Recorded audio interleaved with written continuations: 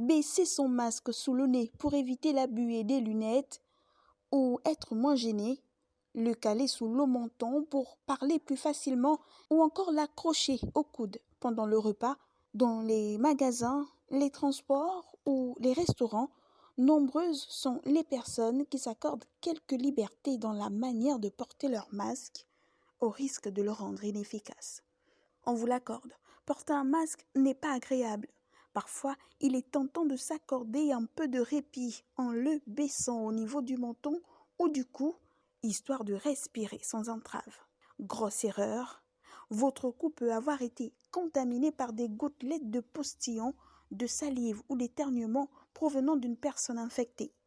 En baissant votre masque, vous risquez donc de contaminer l'intérieur et de vous contaminer en le replaçant ensuite sur votre bouche et votre nez. Se sentant gênés pour discuter ou téléphoner, certains ont aussi pris l'habitude de retirer leur masque le temps de parler. Une pratique contre-productive, puisque c'est en parlant que l'on diffuse le plus de gouttelettes susceptibles de contenir le virus et de contaminer les autres.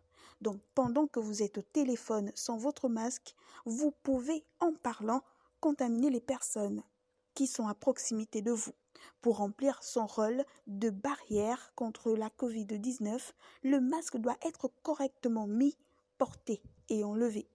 Il faut notamment se laver les mains avant de le mettre sur le visage, l'ajuster correctement, puis ne plus le toucher. Pour l'enlever, il faut se laver les mains, le retirer par les élastiques, puis le jeter ou le garder dans un sac plastique avant de pouvoir le laver, puis se laver à nouveau les mains.